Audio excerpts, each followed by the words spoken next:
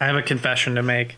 Oh. Yeah. So, I mean, I'm trans. No. That's pretty obvious. We've talked about that. Many times. Yeah, but I think I need to admit that I'm a lesbian, Claire. I'm so happy for you.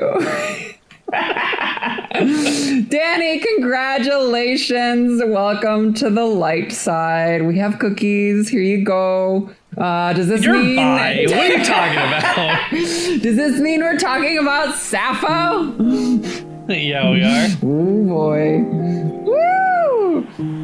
You're listening to Dot Femme.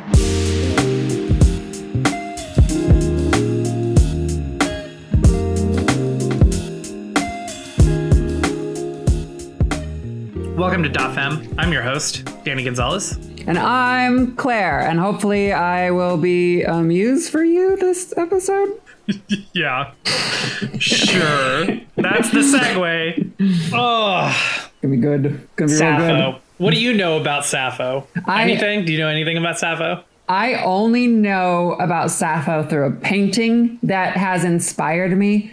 And upon my minimal research for this episode, I looked into what that painting meant. And apparently, what's his name? Simon Solomon is the painter of it. Sappho, an arena and a garden at Mytilene. It was his muse. Sappho is often described for artists as a muse. And that's about all I know about Sappho, other than she was like, what is it, Greek? Is that right? She was, yes. Yeah. She was Nailed Greek. it.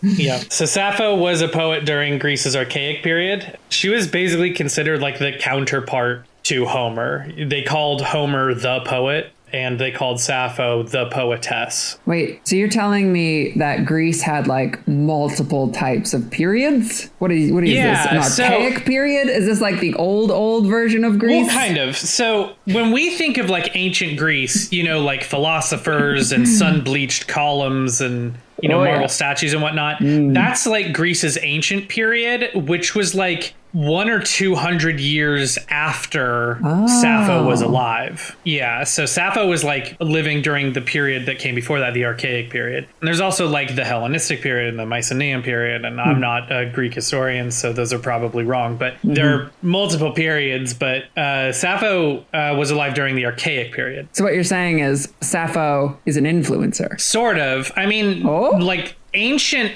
Greek historians... And I don't mean like historians today on ancient Greece. I mean like historians that lived in ancient Greece were fascinated with like the people of the Archaic period in the same way that like historians today are fascinated with like the founding fathers and, important people for like the French Revolution, that kind of thing. Because it was a kind of that same time gap equivalent, 200 years or so. I just think they like lesbians. Sure. All right, Dany, take us away. Get us there. Where are we at today? So Sappho lived around like 630 to 570 BCE. She's from the island of Lesbos. She's either from Erissos or I believe this is pronounced Mytilene. I pronounce it Mytilene, but I'm probably butchering it.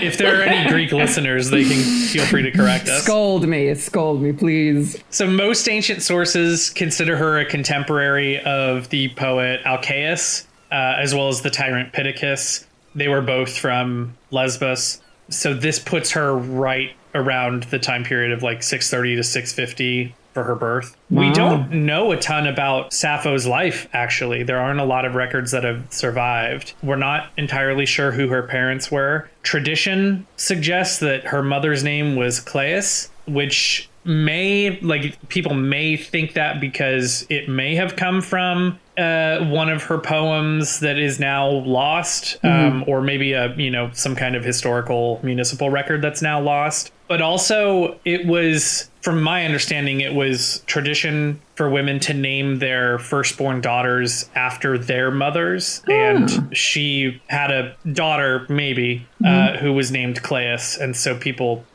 maybe her mother's name was also Clais, but we're not really sure. Her father we're even less sure about. There are various ancient sources that show at least 10 different names for her father. the one that's most commonly attested, get a load of this name, Scamandronymus. What a name. Ooh, yeah. Well done. So there's an ancient scholar, again, not a scholar that studies ancient Greece, but like a scholar from that time, Ovid, who suggested that Sappho's father died when she was only like 6 years old. Wow. And he's not mentioned in any of her surviving poems. So it's very difficult to confirm the actual identity of who her father was. What we do know is that she probably had 3 brothers. 2 of them, Charaxos and Lyricos, are mentioned in one of her surviving poems, specifically the brothers poem. Cool. So those 2 are thought to be confirmed. And the third one, Eurygios, I think is accepted as being probable, but again, it's hard to know a lot about her life. Yeah, like I was looking online too, like about all of her poems and things. And like I want you, dear viewer, to really understand that the type of information that we've been able to gather from Sappho's writing, like many of them are like, fragile, delicate pieces of parchment that are like just barely hanging on, like, you touch them and they like fall to dust sort of thing. So many of the poems or like shards of pottery. Yeah, pottery. Like broken shards of pottery. So like a lot of things that we get from Sappho are really just literally broken. Like they're little fragments of information that we get. And I didn't do enough research to tell you if like we have full text or anything. I'm sure there's some. Well, actually, no, I think we're talking about one of the poems today with. Yeah. We'll talk about it. Yeah, cool. Here in a little bit. And we're going back like 2,600-ish, 2,700-ish years, almost 3,000 years ago. Right. So it's just like, it's hard to have stuff stick around that long. You know what I mean? Mm-hmm. So it's great. And again, we'll talk a lot more about like her work specifically and why, things have survived and why things haven't. But yeah, when I woke up from my 10,000 year sleep, like all of my possessions were just gone, Yeah. Terrible. Yeah. They call you Claire Van Winkle, right? That's right. So there was a historian in ancient Greece, Athenaeus, who in one of his writings, he wrote about a time that Sappho praised her brother Lyricos for being a cupbearer in the town hall of Mytilene, which was, historically a position that was held for, sons of very prestigious and influential families. This historian in ancient Greece, Athenaeus, wrote about a time that Sappho praised her brother Lyricos for being a cupbearer in the town hall of Mytilene, like the center of government, which historically was a position that was held for the sons of like wealthy and influential families. So that fact, as well as just some of the descriptions of like the more rarefied environments that Sappho has in her work, suggests that she was born to a pretty wealthy and influential family. There is no concrete record for a spouse, but it is believed that she was married. Again, there is some debate about it, but it's believed that she had a daughter. So do we not know her wife's name? We're going to get into that, but Ooh. If she was married, she probably didn't have a wife. That's the thing. Again, we'll get into all of this. So, Like I mentioned, people aren't sure if Sappho had a daughter. Most of this comes from a very particular line in one of her poems where she references a young woman named Cleis as her beloved. Mm-hmm. Some scholars think that the reference is about like a younger lover. But most scholars kind of believe that the specific language that she uses is less romantic and more, motherly and familial kind of love. And so it's believed that it was probably her daughter that she was talking about rather than like a younger woman that she loved. So around 600 BCE, she might have been exiled to Sicily. Again, not super sure, but she may have continued to work until about 570, according to a single record called the Parian Chronicle, which is like an ancient stele that recorded some Greek chronology from about 1580 BCE to 299 BCE. So she would have been like at the tail end of that. If that's true, if she was actually exiled to Sicily, it was probably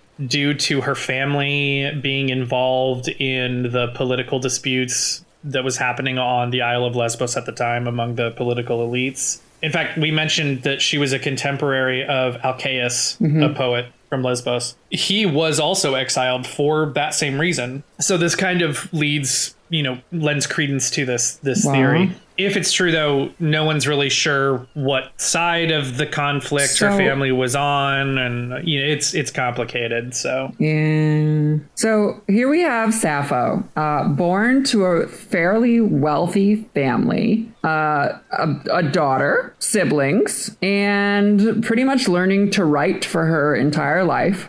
And then possibly her parents, possibly herself, got involved in politics when she probably shouldn't have, and then was exiled to Sicily. Do I have that right? Yeah, potentially. Yeah. Again, we're not super sure on the details. How did she die? Well, so according to legend, and again, this is like legend, supposedly she killed herself by jumping from the Leucadian cliffs because of some unrequited love to a ferryman, a man named Phaon. A fairy woman, more likely. Well, again, we'll get into all of this, but most historians believe that, that was kind of a historical invention of later poets. Yeah. And in fact, it may have been a reference to Aphrodite's leap from the Leucadian cliffs in Greek mythology. Yeah. Remember, we're talking about most of what we know of Sappho comes from secondhand accounts of scholars that studied her and her life 200 years later, right? So we have to take a lot of this with a grain of salt. It's like if the only historical record of George Washington were the myths and legends we know now, we tell now. Right. We have that whole story about George Washington chopping down a cherry tree and I cannot tell a lie and all of this. That probably wasn't true. That was probably just some kind of legend that people eventually attributed to him about the importance of being honest and stuff. Right. That's kind of the same thing happening here. So there's a lot of this that we have to take with a grain of salt. Sure. Including her sexuality, as we'll get to here in a little bit. I think this is usually where a podcast does an ad read. Well, there's no ads here. Unless, you count me begging for coins. Like some kind of Victorian orphan with a podcast. So, patreon.com/dotfemme. That's patreon.com/DOTFEMME. Help a girl out. You mean our icon, our girl, Sappho, is pulled into questioning for her sexuality? Get out. Maybe. We'll get there. I don't want to do this anymore. Yeah, well, it still gets interesting, I promise. All right, great. This is going to be good. Sappho was mostly known for her poetry. It was lyric poetry written usually to be accompanied by music. Although, there's no way of knowing what the music that it accompanied sounded like. It's here, to really put into perspective how much of her work is lost. Sure. And how much still exists. Yeah. It's thought that she had written about 10,000 total lines of poetry in her life. Out of that 10,000, I think something like 650 lines have survived. And only one work is actually complete. Everything else is just fragmented lines. Wow. And that one work is the Ode to Aphrodite, which, is pretty famous. And I think that's where a lot of the, legend around Sappho comes from. I can kind of see why she's spoken about as a muse. A lot of people can kind of attribute things to her, even if it's not necessarily. Yeah. So, and it's also thought that in addition to being a poet in her own right, that she also may have been a teacher and taught a school of young women how to write poetry and study and all of this kind of stuff. That wouldn't surprise me, especially during that time. It's very possible. Yeah. Yeah. Although the reasons for thinking that are complicated and controversial. And again, we'll come around to it. This whole thing, every time I bring something up, you're this is complicated and controversial. And I'm Jesus, Sappho. Well, just chill. I feel that's the nature of what this podcast is about, right? Queer history. True. It's history in general is not as clear cut as we make it out to be. Oh, yeah, of queer course. history, especially. Yeah. Good point. So Sappho's usually attributed to love poetry. I think, like you've been saying this whole time, everyone kind of has this image of Sappho being like this very romantic lesbian, in her work. But many of her surviving works also are just primarily concerned about like family and familial relationships. And so it's interesting that she doesn't just write about like romantic love, eros, but she also talks about like familial love a lot. So it's unsure when her poetry was first written down. There are a lot of scholars that think she wrote them down herself, either, so people in the future could enjoy her poetry, or more likely as just an aid for recitation and performance. Well, yeah, who is putting it on the pottery, Well, so a lot of those came later. It was like later. Those, got it. Yeah, those like ancient historians and scholars were like copying down versions of her work. Cover song, let's go. Right. So it's not sure when they were first written down, but, I'm sure she did some herself, if for no other reason, just to make it easier for when she, performed her poetry. So it's, when we talk about how much has survived, there's a lot of, common belief that her poetry was lost because like the Christian church disapproved of her morals and her being gay and her sexuality and whatnot. And so that a lot of her work was destroyed on the orders of Pope Gregory VII in the Renaissance. Damn. In reality, her work was probably just lost to time because the demand for copies of her work dwindled. People,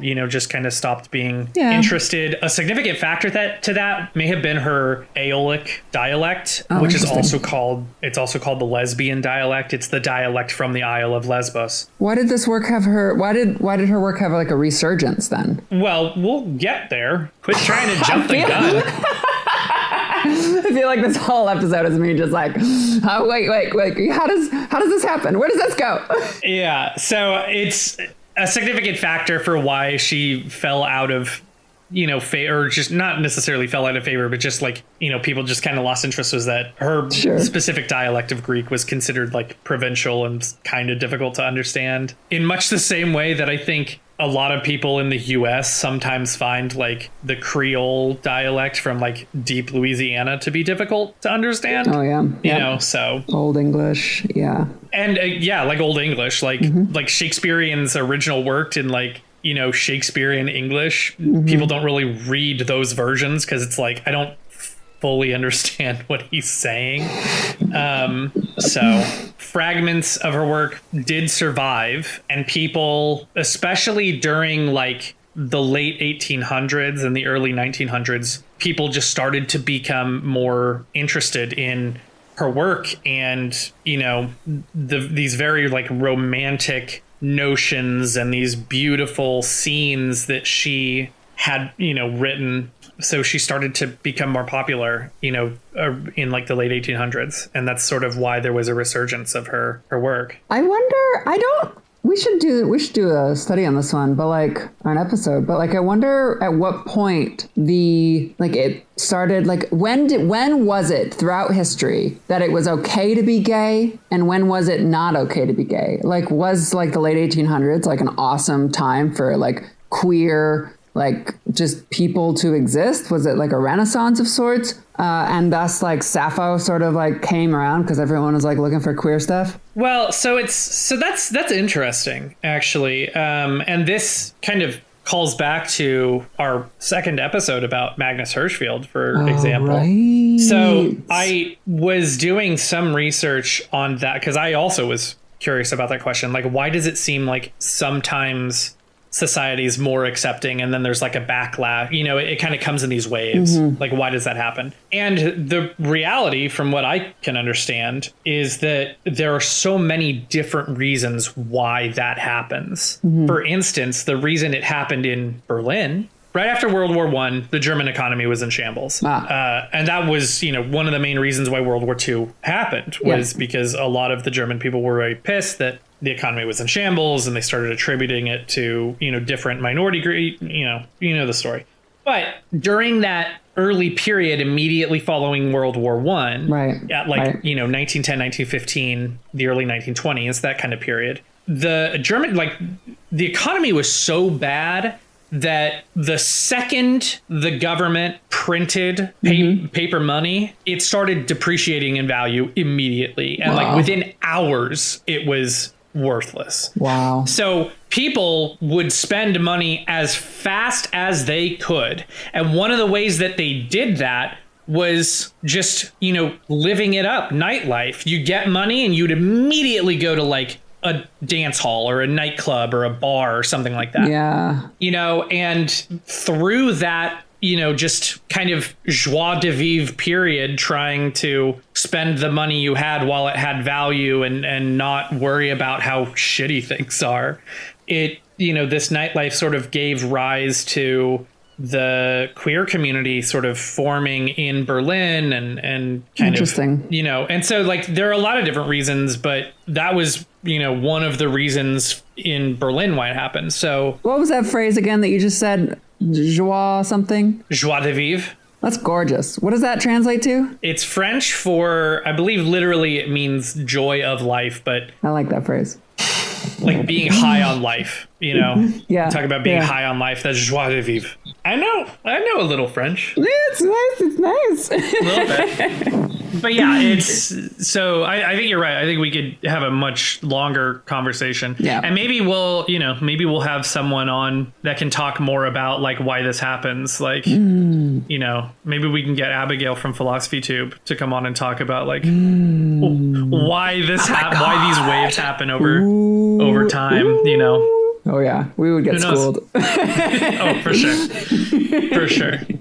So, but yeah. So, and fragments of Sappho's work continue to be discovered today. In fact, some major discoveries were recently made in 2004 and 2014, I think. Wow. They found some major fragments. So, we're still discovering stuff about Sappho and her life. But yeah. So let's talk a little bit about Sappho's sexuality, right? Because I think that's the elephant in the room. That's what everyone wants from this episode. Hey, baby. Hey. So in her work, Sappho describes Eros, the romantic love, to both men and women in her work. So this suggests that maybe she was bi, although there's no way to really confirm her sexuality. I mean, there's no real way to confirm any historical figure's sexuality. She's just one of the girls, Probably important to note that our modern concepts of lesbian and gay and straight and bisexual are modern, they're modern. So in all likelihood, even if we were able to talk to Sappho, she probably wouldn't understand what the fuck we were talking about in the first place. Yeah, she'd probably be like, free love, free the nipple. Yeah, so her sexuality is widely debated today. We talked about how, according to legend, she killed herself jumping from the Leucadian cliffs because she loved a man who didn't love her back. There are a lot of historians that think that was added later during a period where being gay wasn't as cool, and they were trying to straightwash her. Yep, exactly. Well, and so, but we also don't know if that was the case. It may have just been a reference to Aphrodite leaping from the same cliffs in myth. Which honestly is probably more likely, that that reference was that it was in reference to Aphrodite. Yeah. Because these are historians that we're talking about, right, not influencers. So I'm going to go with that little fact that you found, that little tidbit that says that was most likely in reference to Aphrodite. Yeah. I mean, I think it could be a little column A, a little column B. It could be that they originally created that legend because, she was, in a lot of legends, she is considered Aphrodite's best friend, or Aphrodite is her best friend, I should say, and that she was a priestess of Aphrodite in some fashion and whatnot. So it may have been that legend originally came up just because she was sort of affiliated with Aphrodite. but then it was reinforced in future generations because people, were kind of ick about the gays. I think it could be a little bit of both. Yeah. But it's hard to say, so her sexuality is widely debated. Crazy. But what we do know is that in some of her work, in the work where she does describe being like romantically attracted to people, some of the people that she's describing as being, attractive and that she's romantically interested in, some are men and some are women, so it's hard to tell. She's one of the girls, Dany. She's just one of the girls. Yeah, maybe, probably. I don't know. Who knows? I think she's important for queer history because a lot of like female homosexuality terminology comes directly from her. I mean, we talk about like sapphic and lesbian, Sapphic comes directly from the Greek word sapphikos, which means related to the Greek poet Sappho, either her poetry or, her verse in her associated meter, like written in the same style of, sapphic poetry. But then over time, as society kind of became more and more interested in how gay Sappho is or was, the term started to shift, meaning related to Sappho's sexuality. In other words, homosexual attraction among women. Lesbian comes, follows the same kind of journey. It originally came from the Greek word lesbion, spelled with an O, which meant a person from the Isle of Lesbos.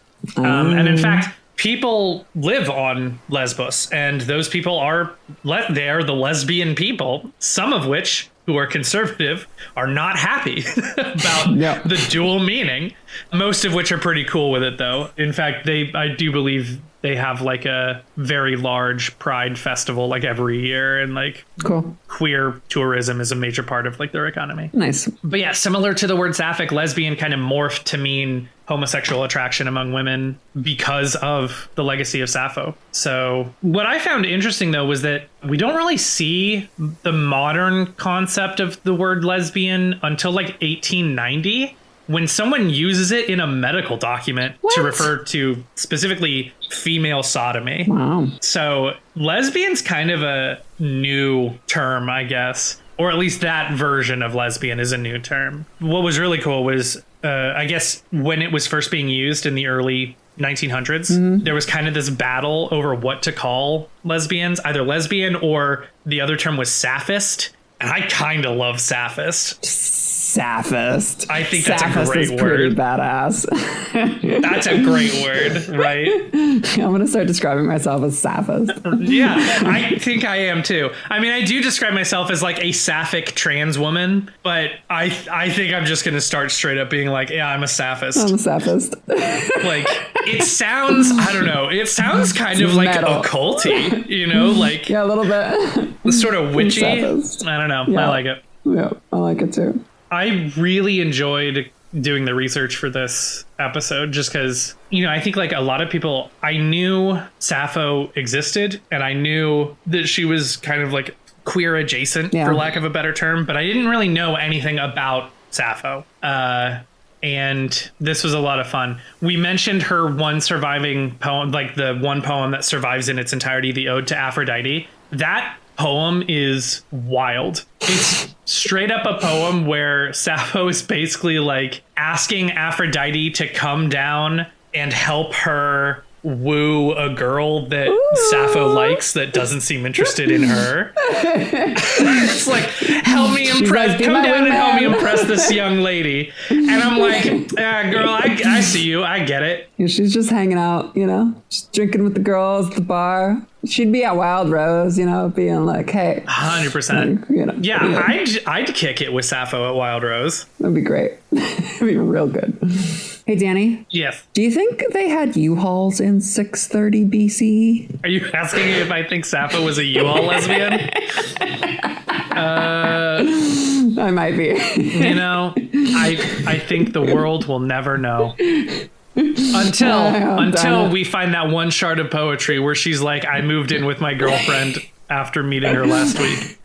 Then we'll know. But dig it up, archaeologists. Dig it up. Get cracking. The other thing that I learned while doing research was at different periods of time, how much mental gymnastics historians went through to try and make Sappho's work straight, right? Yeah. For instance, we just talked about like the ode to Aphrodite, how it's like, you know, Aphrodite, come down and help me get a girlfriend kind of thing. Yep. Oh, there was such a period of time where a bunch of historians were like, well, she's not actually writing it from her perspective. She's writing it from the perspective of like a young man pining after a young woman. But like, she literally, in the poem, Aphrodite comes down and is like, what troubles you, Sappho? For what reason have you brought me here? So it's like, yeah, right. I'm sure that's it. Like, no, that's gay as shit. Yeah, don't straight wash our girl. Like, get out of here. I think there is a strong argument that Sappho was definitely queer of some flavor. Maybe not lesbian specifically, but queer of some flavor. Yeah, definitely. So. Yeah. And like the definition of queer has changed so much over the years too. Like, oh yeah, sure. It's just, yeah. So. Sure. But Sappho, I salute you. Hell yeah. You get it, girl. Well, thank you everybody for joining us on this episode of Dot Femme. I've been your host, Dany Gonzalez. And I'm Claire. If you like what we're doing here, you can support us by following us on Blue Sky. You can subscribe to this podcast, listen to other episodes wherever you get your podcasts, as well as on our website directly. If you want to support what we're doing so that we can continue to bring this great queer content, support us on Patreon. We are entirely funded by Patreon at this moment in time. So we, truly appreciate and rely on your support. Here's a new call out. Here's a new call to action that we haven't done before. If you have ideas for queer history stories that you'd like to see us talk about, whether that's, local queer history wherever you live or a big story that we just haven't covered yet, please get in touch with us. Let us know. We have a contact form on our website as well as a PO box that we check every week. So by all means, send us your ideas, your requests. We'd love to hear from you. With that, I think that's an episode. So I'm going to go cuddle with my cat now. Yeah, all right. All right. Bye. Bye. See you next time.